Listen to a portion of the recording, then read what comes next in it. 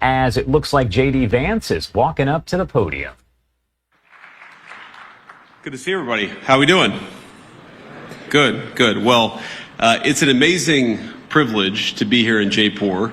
I'm thrilled to address the Ananta Center's India-U.S. Forum, and I'm thrilled to have you all here with me. Thanks to all of you, the business leaders, decision makers, and of course the students for being here. And thanks to our great team at the U.S. Embassy for everything that you guys do for our country.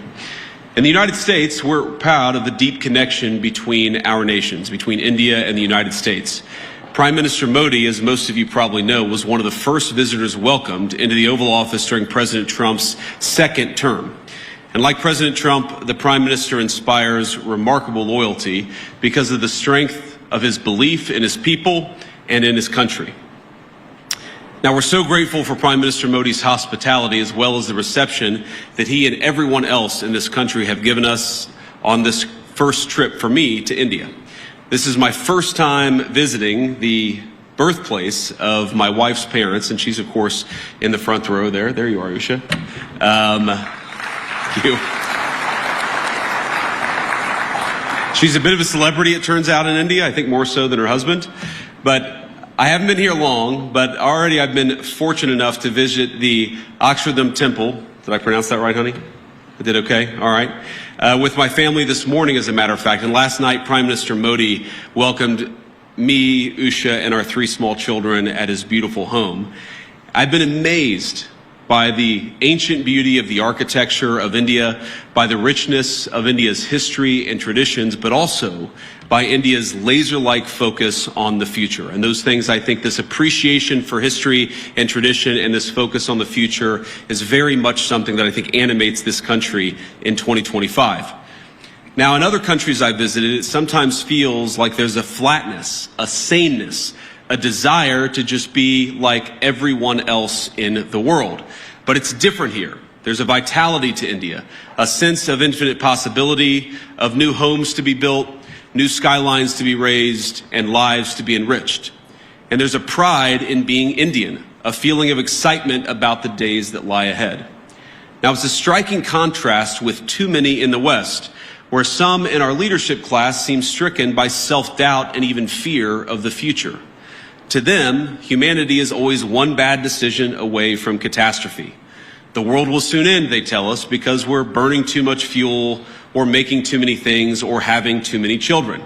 And so, rather than invest in the future, they too often retreat from it. Some of them pass laws that force their nations to use less power. They cancel nuclear and other energy generation facilities, even as their choices, the choices of these leaders, lead to more dependence on foreign adversaries. Meanwhile, their message to their friends, to countries like India, is to tell them that they're not allowed to grow. Well, President Trump rejects these failed ideas. He wants America to grow, he wants India to grow, and he wants to build the future with our partners all over the globe.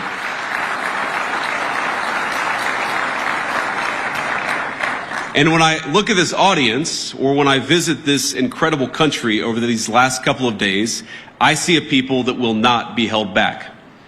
Now, the most profound responsibility I believe that all of us have is not to ourselves, but to the next generation, to make sure we leave them with a better society than the one that our parents and our grandparents gave us. And this is the world that America seeks to create with you. We want to build a bright new world, one that's constantly innovating, one that's helping people to form families, making it easier to build, invest, and trade together in pursuit of common goals. Now, I believe that our nations have much to offer one another, and that's why we come to you as partners looking to strengthen our relationship. Now, we're not here to preach that you do things any one particular way. Too often in the past, Washington approached Prime Minister Modi with an attitude of preachiness, or even one of condescension. Prior administrations saw India as a source of low-cost labor on the one hand, even as they criticized the Prime Minister's government, arguably the most popular in the democratic world. And as I told Prime Minister Modi last night, he's got approval ratings that would make me jealous. But it wasn't just India. This attitude captured too much of our economic relationship with the rest of the world. So we shipped countless jobs overseas, and with them, our capacity to make things, from furniture, appliances, and even weapons of war. We traded hard power for soft power, because with economic integration, we were told, would also come peace through sameness.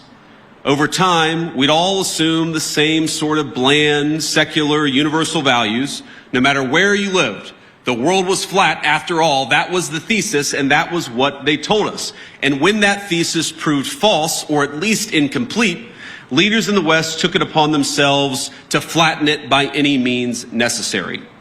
But many people across the world, and I think your country counts among them, they did not want to be flattened. Many were proud of where they came from, their way of life, the kind of jobs they worked, and the kind of jobs their parents worked before them. And that very much includes people in my own country, the United States of America.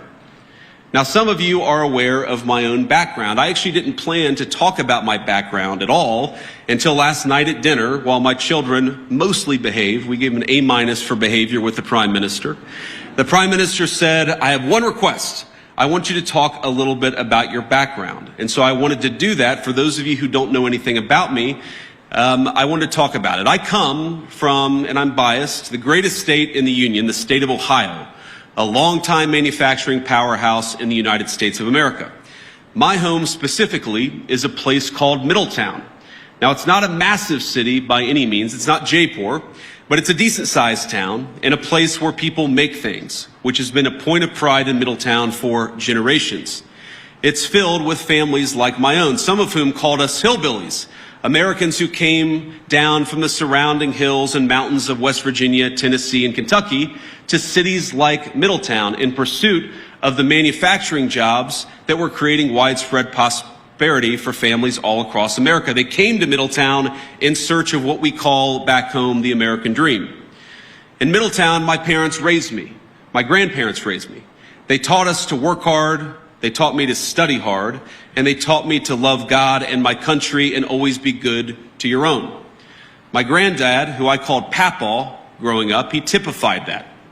Late into life, he worked as a steelmaker at the local mill, and I know India has a lot of those. Papaw's job gave him a good wage, stable hours, and a generous pension. All that allowed him to support not just him and my grandmother, but his own daughter and grandkids with him. Now, by the time I came around, money was awfully tight, but he worked hard to make a good living for all of us. Now, I know Papaw and Mamaw were grateful for the way of life their country made possible. Their generation bore witness to the formation of America's great middle class. And by creating an economy centered around production, around workers who build things, and around the value of their labor, our nation's leaders then transformed their country and made thousands of little Middletowns possible. The government supported its labor force. We created incentives for productive industries to take root and struck good deals with international partners to sell the goods made in the United States of America. But as America settled into world historic prosperity it generated, our leaders began to take that very prosperity and what created it for granted. They forgot the importance of building, of supporting productive industry, of striking fair deals, and of supporting our workers and their families. And as time went on, we saw the consequences. In my hometown, factories left, jobs evaporated, America's Middletowns ceased to be the lifeblood of our nation's economy. And the United States, as it became transformed, those very people, the working class, the background of the United States of America, were dismissed as backwards for holding on to the values their people had held dear for generations. Now, Middletown's story is my story, but it's hardly unusual in the United States of America. There are tens of millions of Americans who, over the last 20 or so years, have woken up to what's happening in our nation. But I believe they woke up well before it's too late. Now, like you, we want to appreciate our history, our culture, our religion. We want to do commerce and strike good deals with our friends. We want to found our vision of the future upon the proud recognition of our heritage rather than self-loathing and fear. I work for a president who has long understood all of this, whether through fighting those who seek to erase American history or in support of fair trade deals abroad. He has been consistent on these issues for decades. And as a result, under the Trump administration, America now has a government that has learned from the mistakes of the past. It's why President Trump cares so deeply about protecting the manufacturing economy that is the lifeblood of American prosperity and making sure America's workers have opportunities for good jobs. As we saw earlier this month, he will go to extraordinary lengths to protect and expand those opportunities for all Americans. And so today I come here with a simple message. Our administration seeks trade partners on the basis of fairness and of shared national interests. We want to build relationships with our foreign partners who respect their workers, who don't suppress their wages to boost exports, but respect the value of their labor.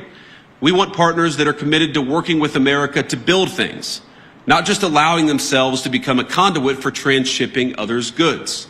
And finally, we want to partner with people and countries who recognize the historic nature of the moment we're in, of the need to come together and build something truly new, a system of global trade that is balanced, one that is open, and one that is stable and fair.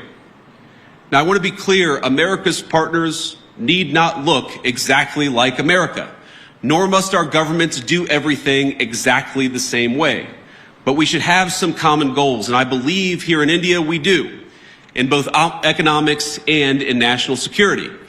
And that's why we're so excited. That's why I'm so excited to be here today. In India, America has a friend, and we seek to strengthen the warm bonds our great nations already share. Now, critics have attacked my president, President Trump, for starting a trade war in an effort to bring back the jobs of the past, but nothing could be further from the truth.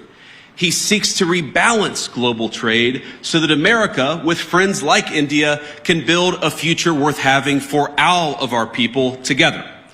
And when President Trump and Prime Minister Modi announced in February that our countries aim to more than double our bilateral trade to $500 billion by the end of the decade, I know that both of them meant it. And I'm encouraged by everything our nations are doing to get us there. As many of you are aware, both of our governments are hard at work on a trade agreement built on shared priorities, like creating new jobs, building durable supply chains, and achieving prosperity for our workers.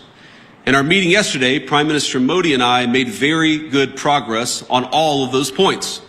And we are especially excited to formally announce that America and India have officially finalized the terms of reference for the trade negotiation. I think this is a vital step. Thank you.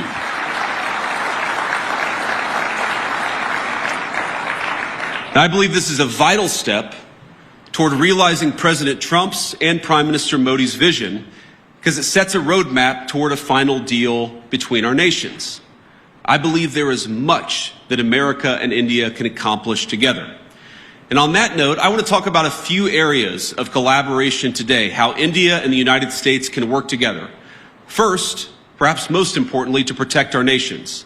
Second, to build great things. And finally, to innovate the cutting-edge technologies both our countries will need in the years to come. Now, in defense, our countries already enjoy a close relationship, one of the closest relationships in the world. America does more military exercises with India than we do with any other nation on earth. The U.S.-India Compact that President Trump and Prime Minister Modi announced in February will lay the foundation for even closer collaboration between our countries. From javelins to Stryker combat vehicles, our nations will co-produce many of the munitions and equipment that we'll need to deter foreign aggressors. Not because we seek war, but because we seek peace, and we believe the best path to peace is through mutual strength. And the launching the Joint Autonomous Systems Industry Alliance will enable America and India to develop the most state-of-the-art maritime systems needed for victory. It's fitting that India this year is hosting the Quad Leaders Summit this fall. Our interests in a free, open, peaceful, and prosperous Indo-Pacific are in full alignment. Both of us know that the region must remain safe from any hostile powers that seek to dominate it. Growing relations between our countries over the last decade are part of what led America to designate India a major defense partner, the first of that class. This designation means that India now shares with the UAE a defense and technology infrastructure and partnership with the United States on par with America's closest allies and friends. But we actually feel that India has much more to gain from its continued defense partnership with the United States, and let me sketch that out a little bit. We, of course, want to collaborate more. We want to work together more, and we want your nation to buy more of our military equipment, which, of course, we believe is the best in class. American fifth-generation F-35s, for example, would give the Indian Air Force the ability to defend your airspace and protect your people like never before. And I've met a lot of great people from the Indian Air Force just in the last couple of days. India, like America, wants to build, and that will mean that we have to produce more energy. It's more energy production and more energy consumption. And it's one of the many reasons why I think our nations have so much to gain by strengthening our energy ties. As President Trump is fond of saying, America has once again begun to drill, baby, drill. And we think that will inure to the benefit of Americans, but will also benefit India as well. Past administrations in the United States of America, I think motivated by a fear of the future, have tied our hands and restricted American investments in oil and natural gas production. This administration recognizes that cheap, dependable energy is an essential part of making things and is an essential part of economic independence for both of our nations. Of course, America is blessed with vast natural resources and an unusual capacity to generate energy, so much that we want to be able to sell it to our friends like India. We believe your nation will benefit from American energy exports and expanding those exports. You'll be able to build more, make more, and grow more, but at much lower energy costs. We also want to help India explore its own considerable natural resources, including its offshore natural gas reserves and critical mineral supplies. We have the capacity and we have the desire to help. Moreover, we think energy co-production will help beat unfair competitors in other foreign markets. But India, we believe, can go a long way to enhance energy ties between our nations. And one suggestion I'd have is maybe consider dropping some of the non-tariff barriers for American access to the Indian market. Now, I've talked about this, of course, with Prime Minister Modi. And look, President Trump and I know that Prime Minister Modi is a tough negotiator. He drives a hard bargain. It's one of the reasons why we respect him. And we don't blame Prime Minister Modi for fighting for India's industry. But we do blame American leaders of the past for failing to do the same for our workers.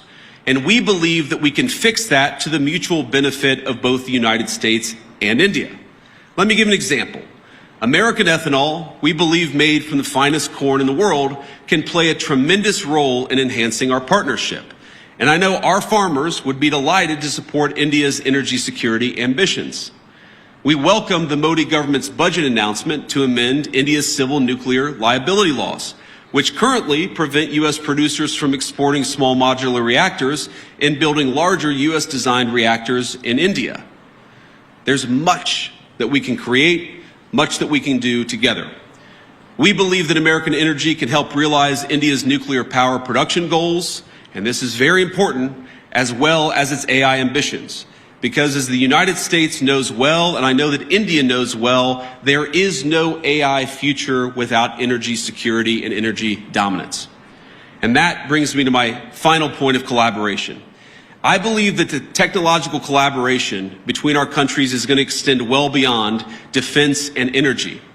The U.S.-India Trust Initiative that President Trump and Prime Minister Modi have launched will be a cornerstone of the partnership in the future. It'll build on billions of dollars of planned investments that American companies have already announced across India. In the years to come, we're going to see data centers, pharmaceuticals, undersea cables, and countless other critical goods being developed and being built because of the American and Indian economic partnership. And I'll say it again, I think that our nations have so much to gain by investing in one another. America investing in India, and of course, India investing in the United States of America. And I know that Americans, our people, are excited about that prospect, and that President Trump and I are looking forward to stronger ties. Americans want further access to Indian markets. This is a great place to do business, and we want to give our people more access to this country. And Indians, we believe, will thrive from greater commerce in the United States. This is very much a win-win partnership. It certainly will be far into the future. And as I know this audience knows better than most, neither Americans nor Indians are alone in looking to scale up their manufacturing capacity. The competition extends well beyond cheap consumer goods and into munitions, energy, infrastructure, and all sorts of other cutting-edge technologies. I believe that if our nations fail to keep pace, the consequences for the Indo-Pacific, but really the consequences for the entire world, will be quite dire. And this, again, is where India and the United States have so much to offer one another. We've got great hardware, the leading artificial intelligence hardware in the world. You have one of the most exciting startup technology infrastructures anywhere in the world. There's a lot to be gained by working together. And this is why President Trump and I both welcome India's leadership in a number of diplomatic organizations, but of course in the Quad.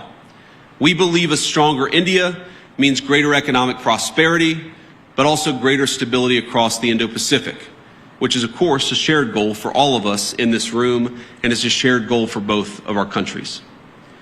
Now, I want to close with one last story, or maybe a couple of stories. So, you know, my son Ewan is 7 years old. He's our firstborn son. And yesterday, after we had dinner at the Prime Minister's house, the food was so good and the Prime Minister was so kind to our three children that Ewan came up to me afterwards and he said, "Dad, you know, I think maybe I could live in India." But I think after about 90 minutes in the Jaipur sun today at the Great Palace, he suggested that maybe we should move to England. So you take the good with the bad here. But I want to talk about Prime Minister Modi because I think he's a special person. I first met Prime Minister Modi at the AI Action Summit in February, and we had a lot of important discussions on AI and other policies to prepare for. The Prime Minister also managed to figure out that my son Vivek was actually turning 5 years old on the trip. This was in Paris just a couple of months ago. So think about this. Amid a huge international policy conference, he took the time to stop by where I was staying, wish our second son, Vivek, a happy birthday, and even bring him a gift. Ush and I were both genuinely touched by his graciousness, and we've been even more impressed by his warmth since we arrived in India. Now, it's interesting. Some of you may know that when you're a politician, your kids spend almost as much time in the limelight as you do, and the great things about kids is they are brutally honest. They're brutally honest with everybody, whether you want them to be or not. And our 7-year-old, our 5-year-old, and then our 3-year-old baby girl, Mirabelle, it's interesting. They've only really attached themselves to, they've only really liked, I should say, they've only really built a rapport with two world leaders. The first, of course, is President Trump. He just has a certain energy about him. But Prime Minister Modi, it's the exact same thing. Our kids just like him. And I think that because kids are such good, strong of characters, I just like Prime Minister Modi too. And I think it's a great foundation for the future of our relationship. I could tell when Prime Minister Modi came over a couple of months ago, and I believe today that he is a serious leader who has thought deeply about India's future prosperity and security, not just for the rest of his time in office, but over the next century. And I want to end by making a simple, overarching point. We are now officially 1/4 into the 21st century, 25 years in 75 years to go. And I really believe that the future of the 21st century is going to be determined by the strength of the United States-India partnership. I believe, thank you. I believe that if India and the United States work together successfully, we are going to see a 21st century that is prosperous and peaceful. But I also believe that if we fail to work together successfully, the 21st century could be a very dark time for all of humanity. So I want to say it's clear to me, as it is to most observers, that President Trump, of course, intends to rebalance America's economic relationship with the rest of the world. That's going to fundamentally will cause profound changes within our borders in the United States, but of course with other countries as well. But I believe that this rebalancing is going to produce great benefits for American workers. It's going to produce great benefits for the people of India. And because our partnership is so important to the future of the world, I believe President Trump's efforts, joined, of course, by the whole country of India and Prime Minister Modi, will make the 21st century the best century in human history. Let's do it together. God bless you, and thank you for having me.